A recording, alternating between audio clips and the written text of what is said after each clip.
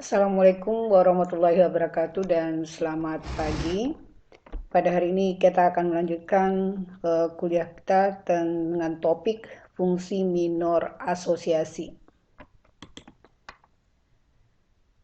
Metode asosiasi termasuk salah satu metode dalam data mining yang banyak dipergunakan saat ini. Sebagai contoh, web e-commerce yang menggunakan metode ini untuk membuat produk terkait.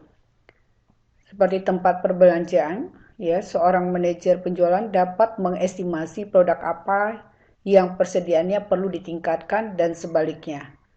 Dalam metode ini, terdapat beberapa teknik yang disebut dengan association rule dengan algoritma a priori. Aturan yang menyatakan asosiasi antara beberapa atribut sering disebut sebagai affinity analysis atau market basket analysis. Analisis asosiasi atau association rule mining adalah teknik data mining untuk menemukan aturan asosiatif antara suatu kombinasi item. Contoh aturan asosiatif dari analisis pembelian di suatu pasar swalayan adalah dapat diketahuinya berapa besar kemungkinan seorang pelanggan membeli roti bersamaan dengan susu. Dengan pengetahuan tersebut, pemilik pasar swalayan dapat mengatur penempatan barangnya atau merancang kampanye pemasaran dengan memakai kupon diskon untuk kombinasi barang tertentu. Karena analisis asosiasi menjadi terkenal karena aplikasinya untuk menganalisis isi keranjang belanja di pasar swalayan. Analisis asosiasi juga sering disebut sebagai market basket analysis. Association rule mining adalah teknik data mining untuk menemukan aturan asosiatif antara suatu kombinasi item.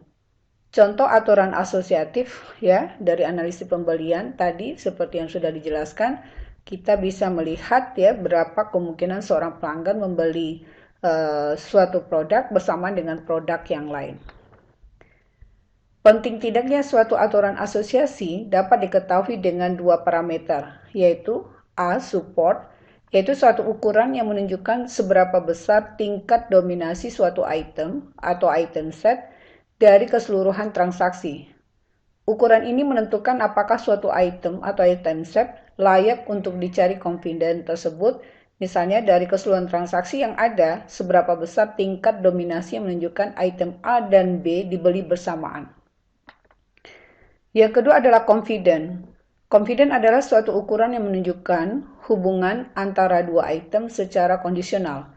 Misalnya, seberapa sering item B dibeli jika orang membeli item A.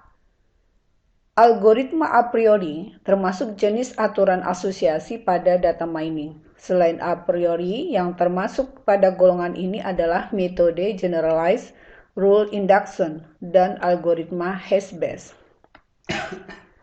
Analisis asosiasi dikenal juga sebagai salah satu teknik data mining yang menjadi dasar dari berbagai teknik data mining lainnya. Secara khusus, salah satu tahap analisis asosiasi yang menarik perhatian banyak peneliti untuk menghasilkan algoritma yang efisien adalah analisis pola frekuensi tinggi atau frequent pattern mining. Penting tidaknya suatu aturan asosiatif dapat diketahui dengan dua parameter seperti yang sudah dijelaskan tadi, yaitu support dan confidence.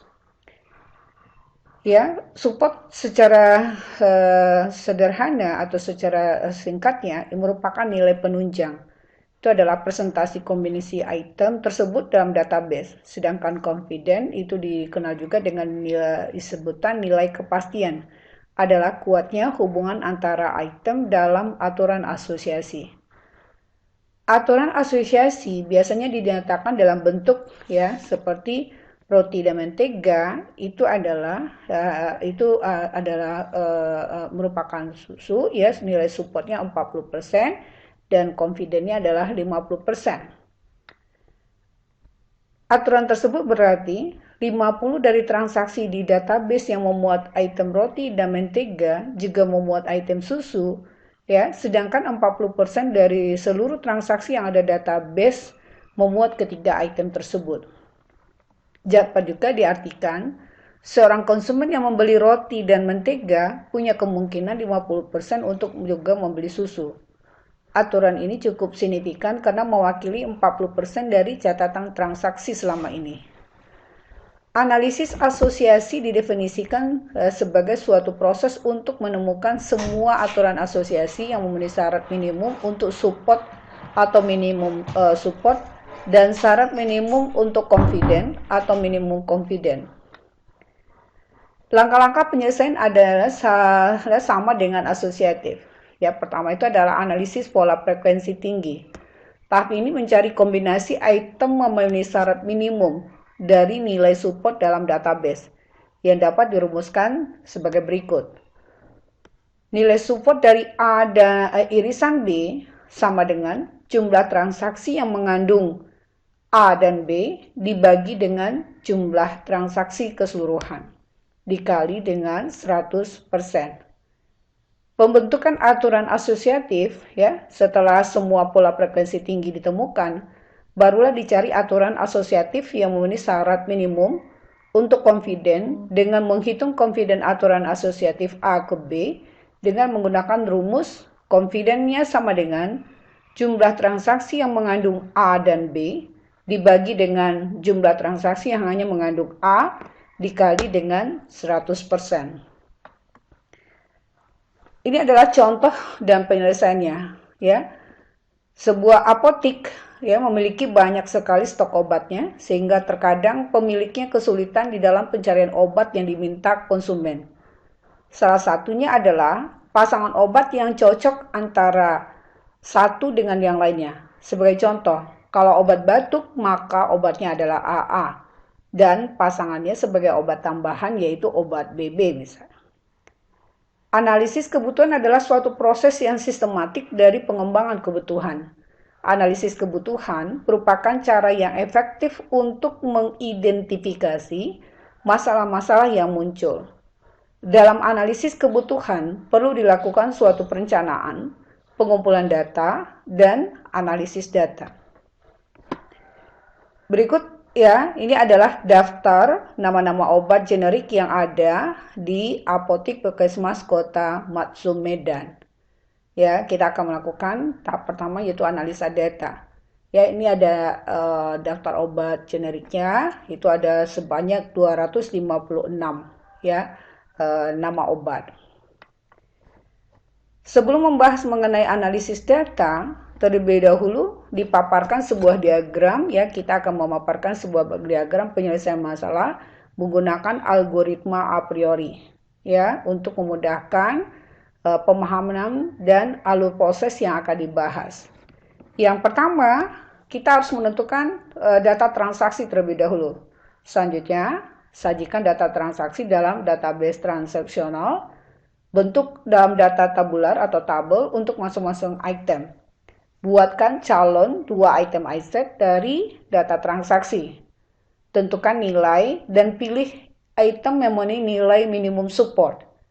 Selanjutnya bentuk aturan asosiasi, lalu pilih pasang item sesuai dengan nilai minimum confident-nya yang telah ditentukan. Selanjutnya hitung support at confident untuk memperoleh nilai yang diharapkan. Ya, ini merupakan diagram penyelesaian masalah a priori. Analisa data dilakukan setelah data terkumpul dan sesuai dengan kebutuhan sistem. Oleh sebab itu, untuk menghasilkan kesimpulan berdasarkan aturan atau rule pada analisis data, diperlukan data resep yang telah dibeli konsumen. Analisis data tersebut dilakukan berdasarkan teknik aturan asosiasi menggunakan algoritma a priori dengan beberapa iterasi atau langkah-langkah. Ya, data yang diambil merupakan data-data resep obat pada tahun 2014 pada apotik di Puskesmas Kota Matsum Medan. Ya, data tersebut adalah data sampel dari data resep sebanyak 20 transaksi. Ya, datanya bisa kita lihat pada tabel berikut. Ya, itu ini maaf ini adalah yang dimaksud ini adalah tabel ya 12.2. Ya, ini adalah data-data resepnya. Ya, resep pertama ya itu adalah obat yang dibeli itu adalah ya cotrimoxazole suspensi ya. Selanjutnya adalah paracetamol sirup yang 120 mg, obat batuk hitam atau OBH ya, vitamin B kompleks tab.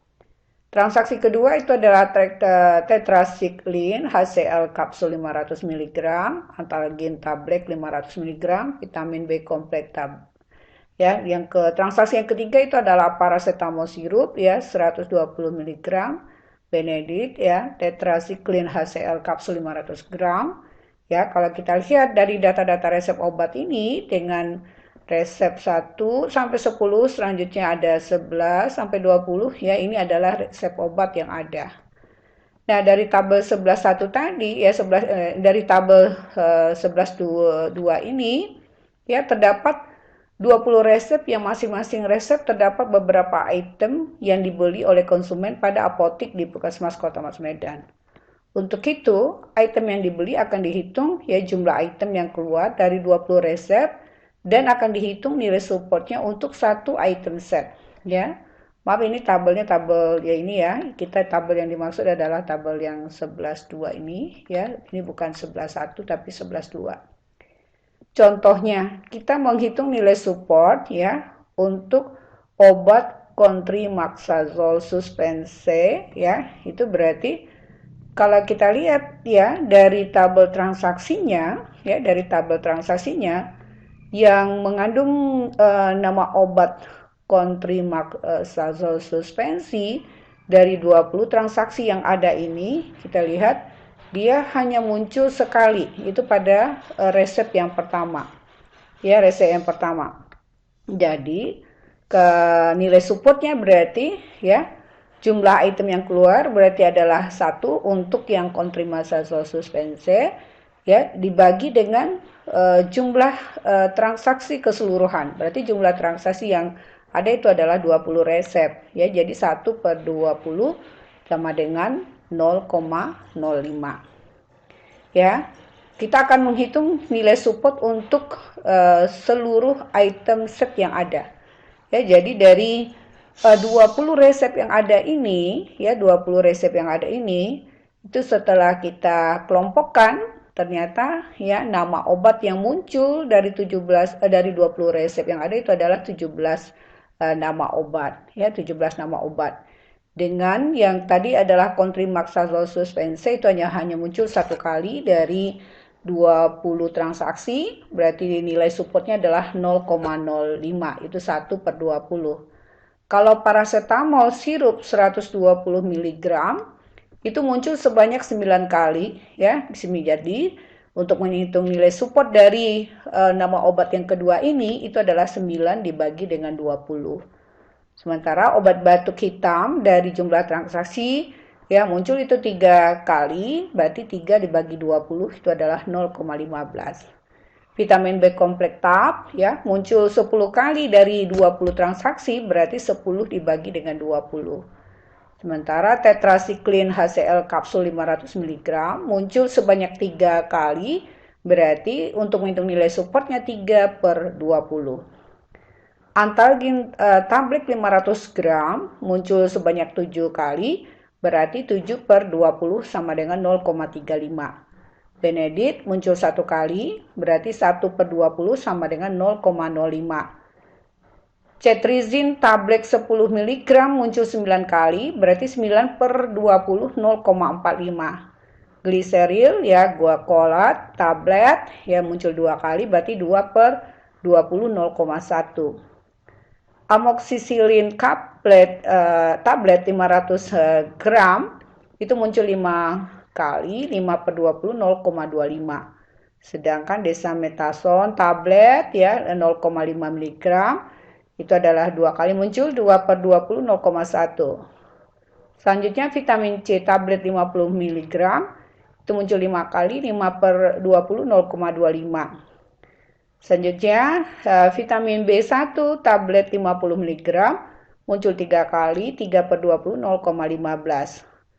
Domperidone sirup yang muncul 1 kali, 1/20 0,05. Ambrosol tablet 30 mg muncul 1 kali, 1/20 0,05. Aminopilin tablet 200 mg muncul 3 kali, 3/20 0,15. Selanjutnya metformin tablet 500 mg muncul 2 kali, 2/20 0,1. Ya. Dari tabel 11.3 ya, kita akan mencari quantity atau jumlah yang diberikan nilai minimumnya, yaitu adalah besar sama dengan 2 dari 20 resep. Maka langkah pertamanya kita harus menyajikan data transaksi dalam database transaksional seperti berikut. Dari tabel 11.3, ini adalah 11.3. Selanjutnya kita akan menentukan calon 2 item set ya, 2 item set dari data transaksi dengan menggabungkan item-item secara berpasangan. Jadi dari tabel 11.3 ini kita coba pasangkan ya obat ini dengan masing-masing yang ada di sini. Ya, berarti ya kita akan memasangkannya secara misalnya contoh di sini.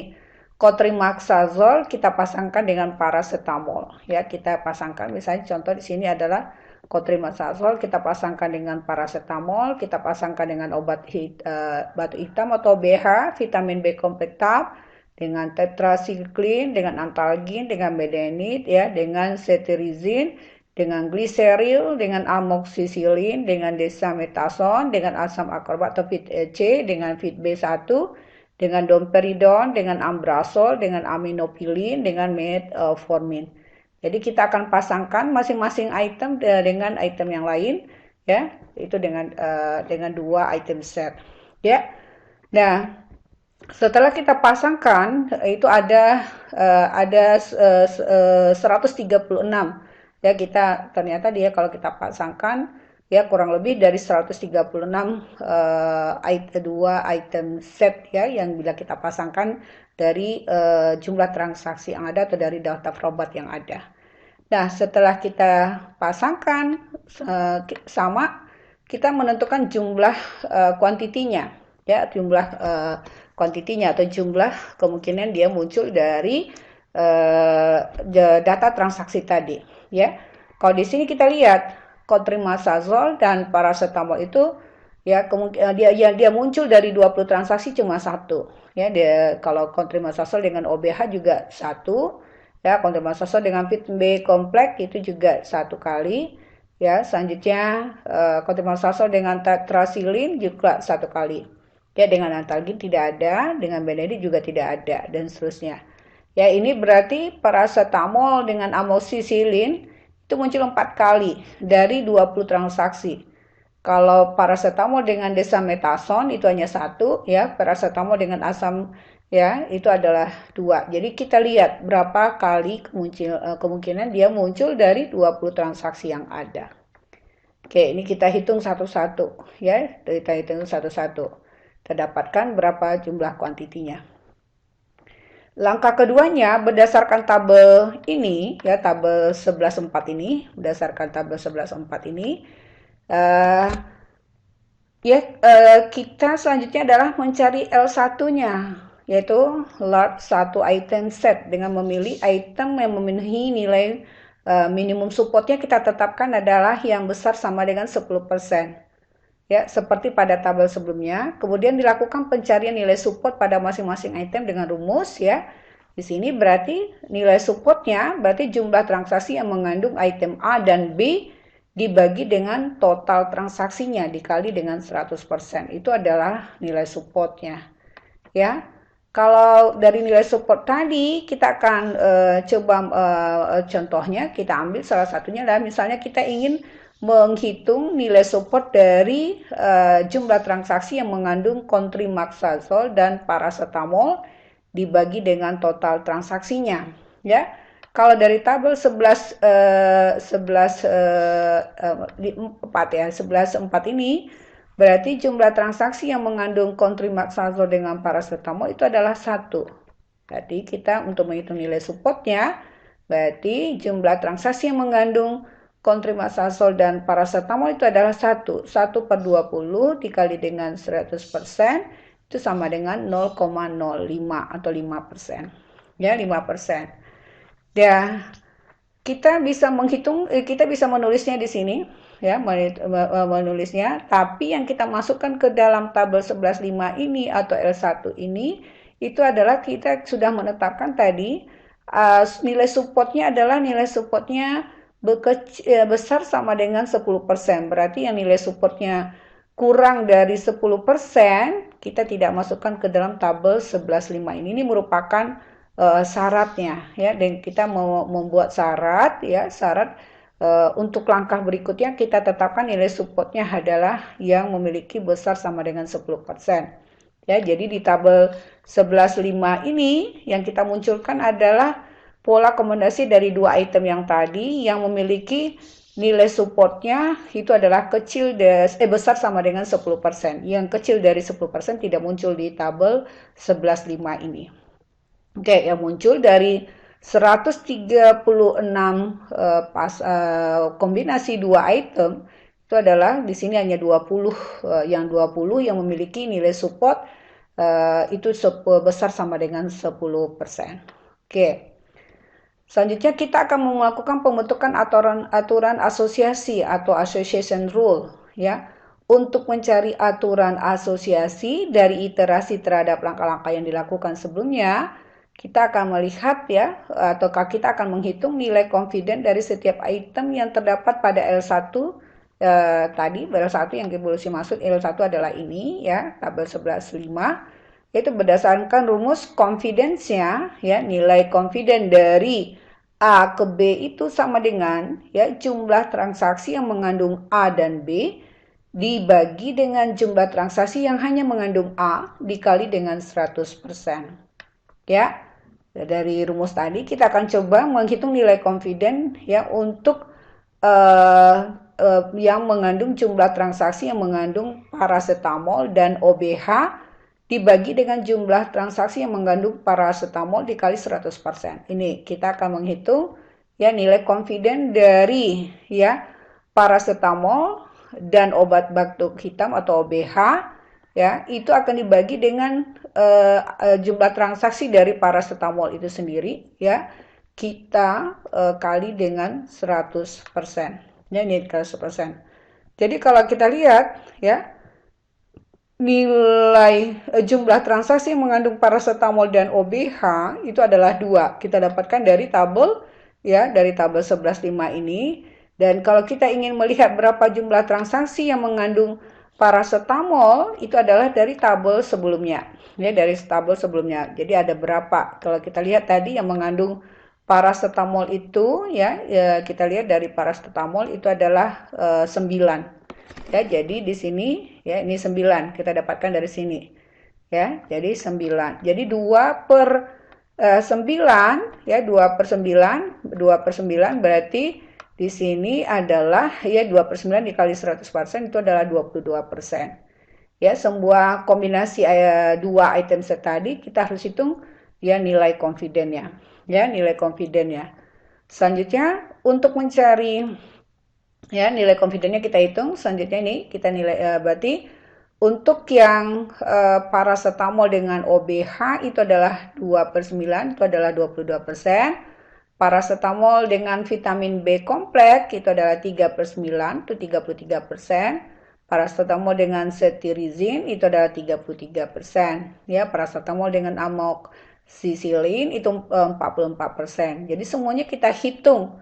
Ya, kita hitung yang memiliki dua item set tadi. Nih, 20 ini. Jadi semuanya nilai confident-nya harus kita hitung. Ya, dari ke 20 hasil kombinasi dua item set-nya. Nah, setelah kita menghitung nilai confidence-nya, kita buat aturan lagi. Ya, selanjutnya misalnya aturan asosiasinya kita buat nilai confident-nya, nilai minimum confident-nya adalah yang 50%. Artinya yang kecil dari 50% itu tidak kita masukkan ke dalam aturan asosiasi.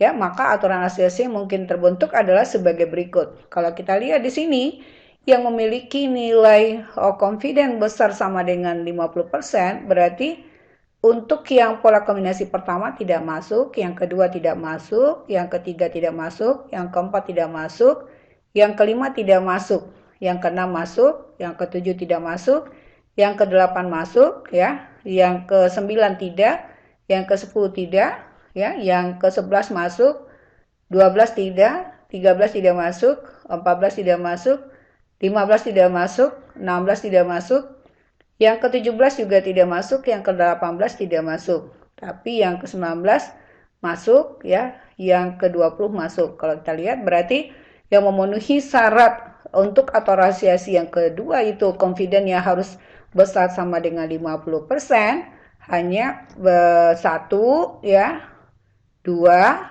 berarti dua, tiga, ya, empat, dan lima. Jadi ada hanya lima. Ya, jadi kita selanjutnya misalkan nilainya 50%, maka aturan asas yang mungkin terbentuk adalah sebagai berikut. Jadi hanya 5 dari dua item set ini. Nah, di sini ya, dari tahap yang dilakukan, maka item yang memenuhi support X confidence terbesar dan minimum confidence-nya ada sama dengan 50%, pada tabel 67 ini, ya, 67 ini, ya, adalah yang bercetak tebal ini, ya. Selanjutnya, sehingga berdasarkan aturan asosiasi yang terbentuk, maka dapat diambil kesimpulan sebagai berikut. Ya, jika konsumen ya membutuhkan obat batuk hitam, ya, maka ya akan dipasangkan bersama cetirizine dengan supportnya 10%, ya, dan confidence-nya adalah 67%. Selanjutnya, jika membutuhkan vitamin B kompleks, ya, ya, maka dia akan dipasangkan dengan antalgin, ya, dengan nilai supportnya adalah 25% dan confidence-nya 50%, ya. Jika konsumen membutuhkan tetrasilin, maka akan dipasangkan dengan antalgin, ya, dengan nilai supportnya 10%, ya, dan nilai confidence-nya 67%. Selanjutnya, jika konsumen ya memerlukan desametason, maka akan dipasangkan dengan asam akorbat, ya, dengan nilai support 10% dan confidence-nya 100%. Selanjutnya, jika konsumen membutuhkan aminopilin, maka akan dipasangkan dengan metformin, ya, dengan nilai support 10%, confidence-nya 67%. Ya, nilai 67%. Seperti yang sudah dijelaskan ya sebelumnya, itu artinya ya kalau misalnya adalah yang seperti kita sudah jelaskan sebelumnya, artinya dari nilai support dan nilai confident tadi ya, kita bisa lihat ya dari penjelasan sebelumnya bahwa kalau konsumen itu misalnya tadi memerlukan paracetamol, ya, paracetamol, maka artinya kemungkinan dia untuk bisa membeli obat yang di sini obat paracetamol tadi, paracetamol dengan OBH, ya, dengan OBH, dengan jika dia membeli OBH, ya, maka kemungkinan dia juga membelikan cetirizine, ya, atau membeli cetirizine, ya, nilai confidence itu adalah 67%, ya, 67%. Nah, jadi 67%, ya. Dengan nilai supportnya tadi adalah 10%, ya, 10%, ya, 10%. Jadi kalau kita lihat ya, jika seseorang itu membeli OBH, maka dia juga membelikan cetirizine. Itu adalah kemungkinannya adalah itu 5 di sini kalau kita nilai confidence-nya tadi kita dapatkan adalah nilai confidence-nya terdapat 67%, ya, nilai 67% dari jumlah transaksi yang ada itu adalah kemungkinan nilai supportnya adalah 10%. Itu ya, jadi Bu Lucy mohon ya, jadi di sini karena mewakili 10% dari catatan transaksi selama ini katanya. Nah, demikian yang bisa Bu Lucy sampaikan ya tentang association rule ini, ya. Mudah-mudahan apa yang sudah Bu Lucy jelaskan bisa Anda pahami ya seperti biasa. Silakan baca dan pahami pelan-pelan ya materi ini. Mudah-mudahan apa yang sudah Bu Lucy share ini bermanfaat buat Anda semua. Ya, demikian. Terima kasih. Mohon maaf dari salah dan khilaf. Ya, assalamualaikum dan selamat pagi.